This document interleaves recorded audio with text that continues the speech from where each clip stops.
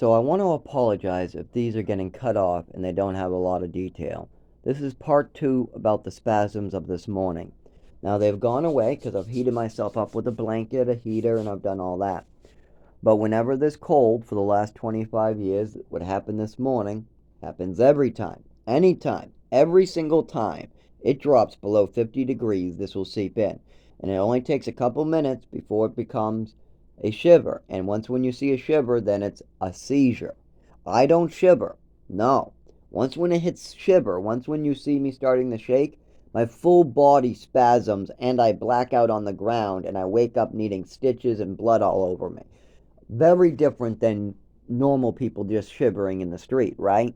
Most people don't wake up bloody needing stitches just because they shivered. So it's not a shiver for me, it's a full-blown seizure according to the doctors. Now I'd like to get more information from these doctors, but so far the only people that have been able to give me information are emergency room doctors in Lowell, Massachusetts and Wentworth, Douglas. And we've only got a couple with seizures. For every 10 seizures, maybe only one is seen by a doctor. And only 3 out of those 10 make it to the emergency room. A lot of times, like what happened, I was walking home. There was no buses, no taxis, no transportation. I was sick and had multiple infections. I was needing surgery, but my father and mother wouldn't help me. I wasn't making enough money, and I'm still not collecting my Social Security, thanks to my father, or I would be able to afford the surgery. But because I'm still not collecting my Social Security, because I'm disabled, and because I'm only making minimum wage, and because I'm falling down, and because this is the height of COVID, there's no transportation, and I got some type of flu, I'm not doing so well walking in the cold with lights coming at me. My seizures are bad. I was shaking behind the register. People were worried about me at work. I have a seizure about halfway home. It's about a football length left to go. I have a seizure. I end up on the ground all bloodied up, and I wake up with hairs pulling on my hair. Things pulling on my hair, like my hair is just being pulled on. So I wake up, and I wake up there, boom! I go, what the fuck? Oh, and that causes another spasm. Luckily, I don't go unconscious and have another seizure. Instead, I just roll into kind of like this little trench, this little down area on the side of the road. At that point, I try to get my bearings and I try to get on my knees. As I get on my knees, I notice that it was my hair getting run over by cars. That's what was pulling on my hair because my head was right on the fucking line. One drunk driver over that line and I'd be fucked. Anyways, I get to my knees and I try to stand up. I can't. I'm spasming. The cold is causing a full body spasm.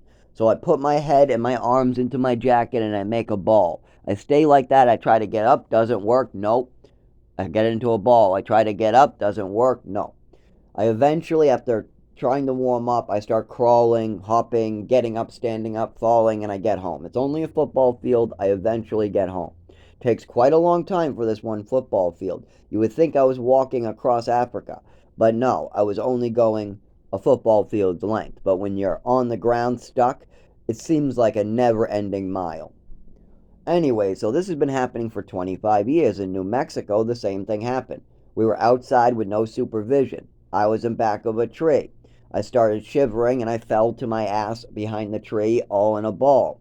I blacked out, went unconscious. I woke up, blacked out, went unconscious. I was shaking the whole time, falling over, waking up, sitting myself back up. I eventually was waken up by a staff telling me all the other kids went in 2 hours prior, and I told him I couldn't walk anymore. He thought it was from frostbite or something, so he carried me or tried to drag me or kind of got me in. And then gave me a cup of hot cocoa because I couldn't move any of my limbs and I was shaking awfully bad. Now, they've all seen me shake during cold. Everybody's heard me complain to go in during cold. I've even had complaints where I wasn't able to move in the cold, like here's one.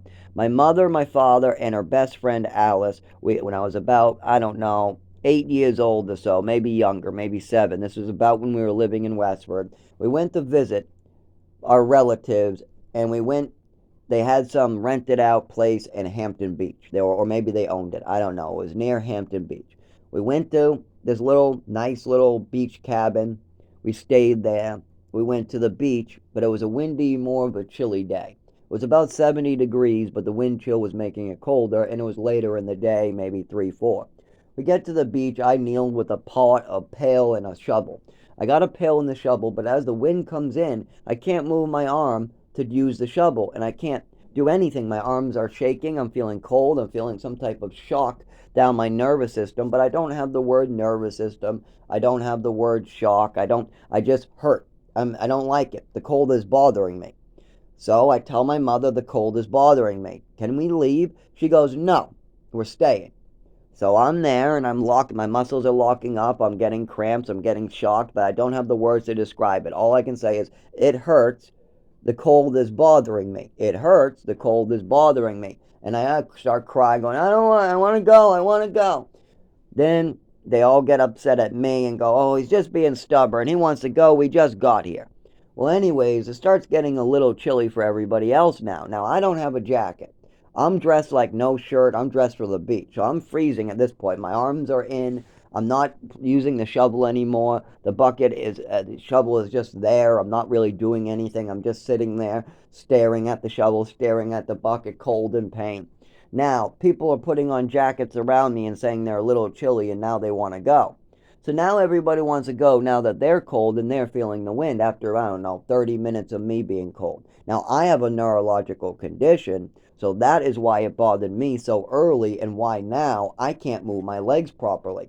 So I'm stuck there and everybody's leaving. Now, I'm not able to walk. I'm not trying to be stubborn. I want to go home. I want to go home. I want to go home. I want to go home. I've wanted to go home for 30 minutes. I want to go home, but I can't move. So then they just leave me there. They say, oh, if you're not going to come with us, then we're going to leave you. Tries to do this, like the stuff you do to a kid in a grocery store. You say you're going to leave them there, so they run away from the toys and come to you. But this is a medical condition. This is not, this is not me being stubborn. I don't want to play. I'm not playing. I'm not having fun. I'm cold, I'm hurting, and I'm not fucking having fun. Does it look like I'm making a fucking sandcastle? Does it look like I'm having fun? No, I'm sitting there doing nothing, staring at my cold hand that I can't move. I'm having trouble moving my body because I'm freezing fucking cold, no jacket, and now they've left me to sit there. So then my mother, after getting all the way across the street, all the way, well, like a football field away, notices I haven't moved a muscle. So then she crumbs over there, smacks me in the back of the head, grabs my arm, rips me up, and starts dragging me, which at this point I'm kind of doing a hobble, and I'm trying to get my walking ready, but it's not working. I'm in extreme pain. I'm shaking. She's going, what's wrong with you? Come on, move it, move it. What's wrong with you? Screaming at me. Meanwhile, I'm literally showing many symptoms that I'm having problems walking. My legs aren't moving properly. I'm kind of like doing a fall walk. But the more I move my legs, the more they're starting to catch myself. And I don't have a choice because my mother's dragging me. I'm falling to the ground. She's going, no, just don't be stubborn. I'm not being stubborn. I want to go home. The problem is that cold causes the neurological disorder to get worse. We've always known this. I've been complaining about it. I've been talking about it. If we didn't move out of Westford and you handled it, then this wouldn't be a problem today. But see, my mother and father put their vacations before my health. They put their happiness before my safety. They put their money before my future. And when you do that, it can cause permanent damage to your child. And that's exactly what happened. And it's very important to understand that attachment disorder. Let's go over attachment disorder. Part of my mother's and father's problem is they weren't attached to their son. They tried to say I wasn't attached to them, but it's very clear from New Mexico that that was not the case. All those kids in New Mexico where I got abused and my father won in a lawsuit, you know what happened you know what all those kids were? They were rich kids. Christina Stiers, the other 9-year-old that was choked out by a black man, and the little girl that was a year younger than us that got choked out naked in the shower by this big black man. This was not, I could give you horror stories of this place. This was not a good place. But all these little girls and all these little boys were crying for their mommies and daddies every night. I heard them the minute I came into that program. They all wanted to go home. We had a Russian kid that was running away trying to walk 200 miles down a mountain to get back to their mother and father. If that's not attachment, a 9-year-old trying to walk through snow 200 miles to get to his mother, If that's not attached, I don't know what is. But then you got, let's say, my mother and father. They're on a vacation, not giving a rat's ass that I'm now on a couch getting strangled blue by my own arms, and now can't breathe, and then he throws me to the floor. I take a deep breath, then he grabs my arm, strangles me again. Now, there was only one staff member doing this. The other staff members were doing stuff properly. There was a technique called the hold. Now, what you're supposed to do is grab the kids each arm, put it around the chest, and hold them lightly so the arms don't flail. That's all you're supposed to do. But this black man liked to take your arms, put your arms up to your neck, cross them over your neck, pull them backwards until your skin, your upper muscle in your arm, is hitting your throat. Once when that happens, that's what he was doing. Now, your arms are not supposed to bend that way, so he was literally having like all these children rubbing their bruises in their arms and their shoulder and upper arms. Why? Because our arms aren't supposed to collapse our own windpipe. You're not supposed to pull a kid's arm so far back that it actually, you hear popping and you see bruises and the kid's windpipe collapses up temporarily so he can't breathe. That is not the proper hold technique. Not only that, when other staff members were concerned because some of the bigger kids were turning really blue and some of them passed out, he yelled at the other female staff in their 30s and said, "Don't you fucking, I'll fucking, hey, don't you tell me how to do my job. You fucking cunts don't know what you're doing." Swearing like that, using language. This African American night staff was a menace, hurting children like crazy. I think it was something to do with us all being white. Maybe he got a thrill out of it because the women were white too. He definitely, I mean, like, he took, one of the women brought us to a class where they taught us how to find our own fossils on the side of the highway, and we each found a fossil. I found a plant, somebody found a shell, somebody found another thing, and it was pretty cool. But when we got back with our fossils, the African American said, "Your class isn't as good as my video game class," came over, grabbed all of our fossils, went outside and smashed it on a rock, just smashed them into pieces in the sand. Just smashed all of our fossils, go into every single kid and smashed his accomplishments. Similar, it reminded me in a way when that was happening to me of my mother when she took away my swimming medal from the orphanage. I won a swimming medal in an orphanage. All I did was tread water the best out of any other kids on that floor in the orphanage when we went to this pool. But it was my first ever accomplishment. So I went to show it to my mother. You know what my mother did? She tried to have me put on pills. She tried to tell doctors I had an attachment disorder because my old last name was on the back. She told everybody I was out to get her. Then she said that I was a liar, a thief, and I must have kleptomania. And then the doctors drugged me some more. Yeah, great mother I had.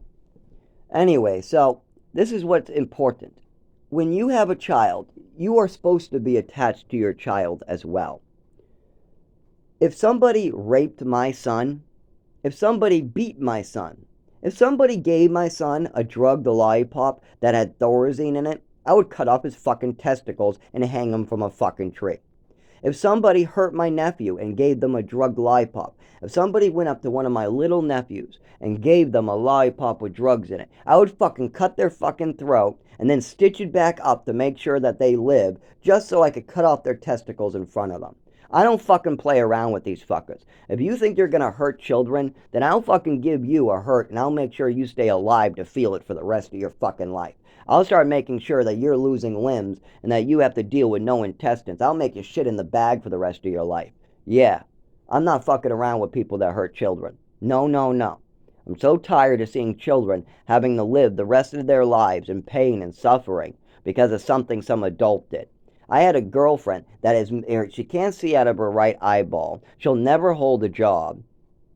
She literally is all fucked up in the head. Why? Because her father and mother beat the fuck out of her in Cambodia and in America because they were moving to America and they heard they could get an income for disabled children. So they continued to make their child disabled. And then the pharmaceutical company saw it as a cash cow because the parents spoke no English, just Cambodian. And the daughter only spoke Cambodian and she was learning English too. So she's slower than the other kids because she speaks two Asian languages, one fluent, one minor, and now she's learning English as a minor language as well. And she has parents trying to suck money from the Social Security system. What do you think the doctors and the pharmaceutical, they know all about it, but they use her as a cash cow. So now she's almost 40 years old. She's 38 years old today. She's 38. She has never been able to hold a job. She's on Social Security, and her father continues to try to suck her Social Security dry and then leave her outside on the street. She's never done a drug in her life. She's never harmed anybody. She's only tried to commit suicide because of the terrible things that adults keep on doing to her. She can't even see out of her right eyeball for the rest of her fucking life because an adult wanted some money.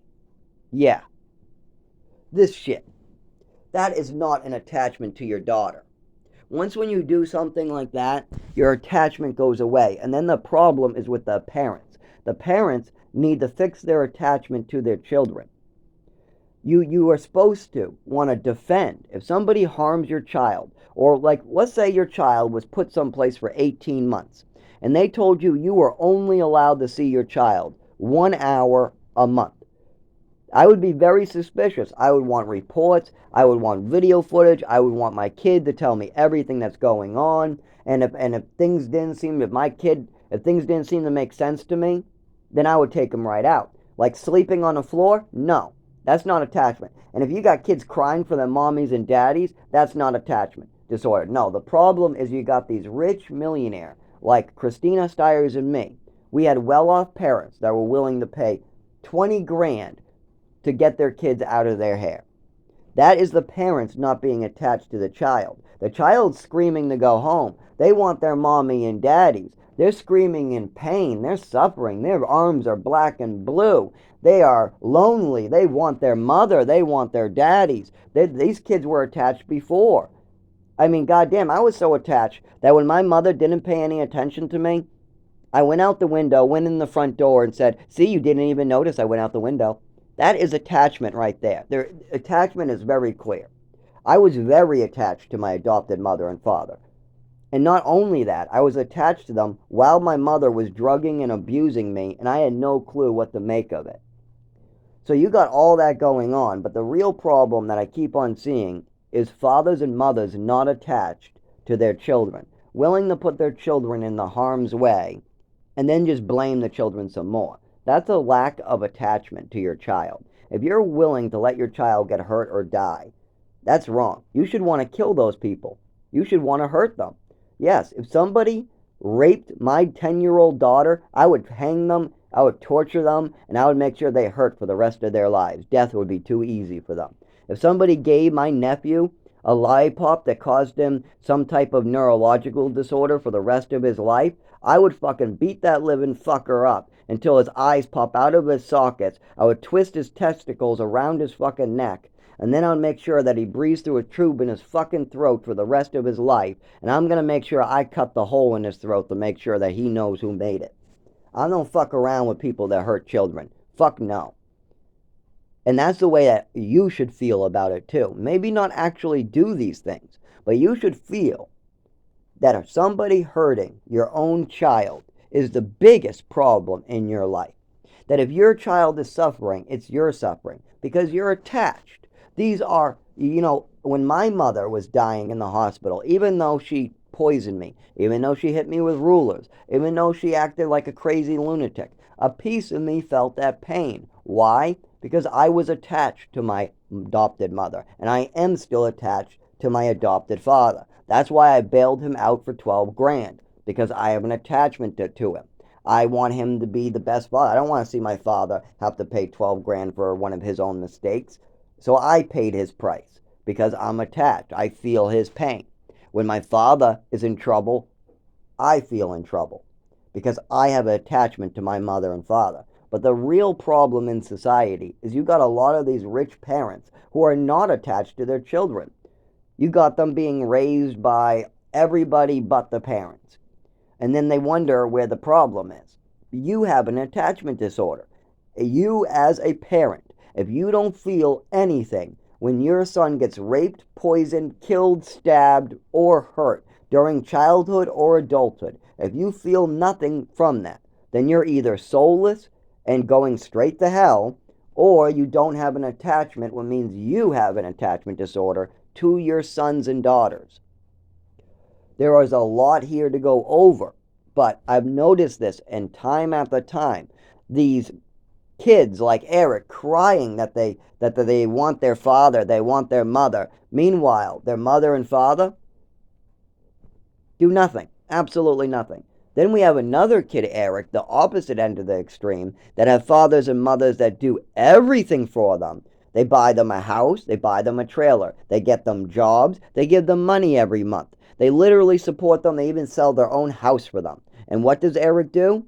Eric's not attached. He cries that he doesn't have enough money. He cries and cries that the food his father dropped off is no good.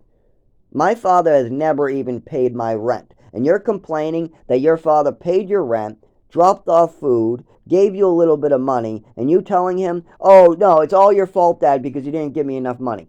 That's not me. My father does not pay my rent. He does not feed me every month. He does not care if I have a job or a house.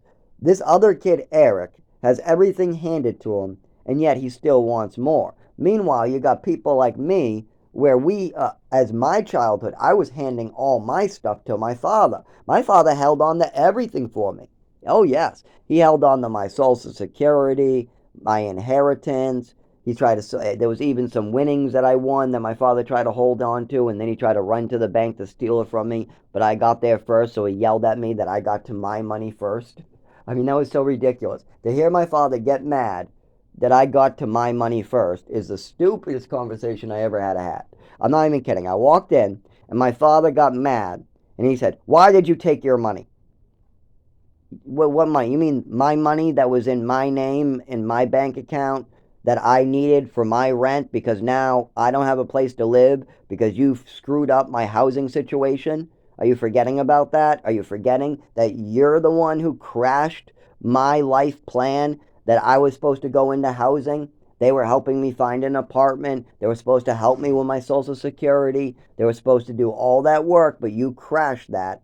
Then my mother crashed her health and her liver failed. Then you couldn't hold it together. Then you remarried, and now you want me out. So I'm going to need to pay my rent with my money in my bank account with my name on it. So I went there, I went to the bank, I withdrew my money, and I went to a friend's house. First I went to the shelter, and I left that money in a separate bank. Left it separate until I knew I had a place to stay. Then that money got given to people to stay at their house, where a lot of them sucked a lot more than they should have. A lot of people are greedy out there. Lots of greedy. I mean, it's one of the biggest sins out there I see today is greed, greed, greed. Everybody wants more money for me, more money for me, more money for me, more money for me. They can't be happy with what they got. They can't be working. They want other people's. They don't want just what they earn. They want everybody's earnings.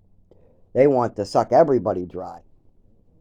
Anyway, so, yep, my father got mad because I took out my own money for rent. And when I asked him, you know what he was going down to the bank to do? To take out the money and put it in his bank account. So my father got mad because he went down to the bank to steal my money and put it in his bank account, but it wasn't there for him to steal. So I asked him, are you mad that I took out my own money, or are you mad that you weren't able to take out the money? And he was mad that I took out the money, not him. I said, okay, so if you took out the money, were you going to drive it to me? Were you going to give it to me? Were you going to hold it for me? If I called you and asked you, were you going to just give that to me? If I asked you for help, were you going to call it that and have me pay it back to you? Were you going to have me think that I owe you for it? Like if I asked you for money for a tooth, like let's say that I had an infection in my mouth and I asked you for money for surgery, would you give me my own money back and make me think that you were doing me a favor? Is that what your plan was? To give me my own money back and then act like you're doing me a favor? Because whatever your plan was, it was dirty. That money was mine to use for rent, and I used it for rent. That program I was living in was for me. You were supposed to hand over that Social Security. I was supposed to learn how to use it, and they were supposed to help me reapply for it, and we had an apartment planned out for me to move into, but my father crashed all that. Crashed and burned it because he wanted to keep the money for himself, so he lied to the program, lied to the state, lied to me, and pocketed the money. Then he got caught, owed money, I had to bail him out, and I had to leave my planned life. Then my mother dies. She drinks herself to death. Then my father all of a sudden can't afford shit. Then he remarries. Then he decides, oh no, I don't want you here anymore. I know I fucked up your life, but here, do figure it out. Clean up my mess someplace else. Yeah, I know I made a big mess, but you clean it up. And so then my father dropped me off and said I should clean up his mess, my mother's and his mess on my own. So now, 11 years later, I have a serious neurological disorder. I've had several seizures. I got scars all over my body, face. I was actually pronounced dead and almost died several times. I was frozen to death. They had to shock me back to life. They've had to bring me back to life several times. And what's even funnier is I've never had an overdose in my life. The only overdose I ever had was from my mother. So yes, I did have one in my life, but it's my mother giving me a bunch of drugs to try to shut me up so she can change the TV, and then I OD and get a permanent neurological disorder. So when you go over the facts, when you actually talk to the people that were there, me and my mother, and the people that were paying attention, and the people who experienced it, it's very obvious what happened. What I can't believe is my father thinks this is no big deal. He thinks that he can just go vacation. That's a good way to get fucked up. I mean, people don't exactly like being made crippled, especially being told that it's a fantasy when they have PTSD for the rest of their life from it. It's not a fantasy if I have to fucking live your fucking nightmare thanks to your wife. And especially if other people are talking to me about it. It's not like I discovered this all on my own. I had teachers, I had my brother, I had many people. My mother was acting crazy in front of my nephew. I used to have to comfort my nephew because my nephew was so scared to visit because of my mother. Yes, my mother was so scary, her own grandson was afraid to visit, crying, saying that she's crazy, she can't do this to you, she's hurting you, she's acting crazy again, she's acting crazy again. Everybody knew my mother was crazy. So it wasn't like I'm coming up with a fantasy. This is well known. People used to ask me about it. What's wrong with your mother? Why is your mother a loony? They used to ask me that question. I heard it my whole childhood. So it's not like I'm just all of a sudden bringing this up. No, she died because she was literally having liver failure and was at home drinking while only 20% of her liver worked. And on top of that, the year prior to her liver failing, she was popping her son's pills in the closet. Meanwhile, her husband says it's only one time. You're the one in trouble because you saw your mother do it. Shit like that is why my mother died. In the course, though, I wasn't allowed to talk to the doctors when she was dying. I was refused to visit, I was not allowed to visit my dying mother. My father did everything in his power. I even tried to call Dan for a ride, and Dan told me to talk to my father. He's not giving me a ride. I'm trying to see my dying mother in the hospital, and my father's putting up every wall to prevent me from doing so. So I don't get to see him, and my father just controls the narrative there. Then how about my inheritance? What happens there? Well, I get a call from an attorney telling me that I have an inheritance thanks to my mother's Social Security never being collected, and that me and my father and all her, so that's Jeff, me, and my father can claim it. So, but I should talk to my father about it. I talk to my father, and you know what he does? He lies, and he goes in and slurps it all up himself. He tries to take the whole inheritance for himself, leaves everybody else out of the will. He locks me into the house, keeps me from getting to the hearing, keeps me from visiting my dying mother, and then decides to remarry and throw me out after he just crashed my housing plan. Yeah, that's the real problem. He stole my Social Security. If I was collecting the benefits that anybody else in my situation would be collecting, this wouldn't be a problem. But see, my father made decisions that don't happen in other people's lives. See, there's other people who are disabled like me, but they collect Social Security, they work on weekends, and they have doctors working with them. I don't have any of those things going for me only because of my father. I've tried to reopen Social Security case after Social Security case. I've gone to every agency. I've spent every dime. I've worked hard. I've injured myself making money to try to fix this. There is no fixing it because my father will continue to unravel and unravel any fixing I do. He does not want to take responsibility for his actions. He'd rather his own son die for his choices than anything else. He'd rather see me die in the woods someplace or hang myself, and then he gets a vacation for another year, then he dies of cancer in 3 years from now, goes to hell, burns for eternity. He'd rather that be the situation than take any responsibility for the situation.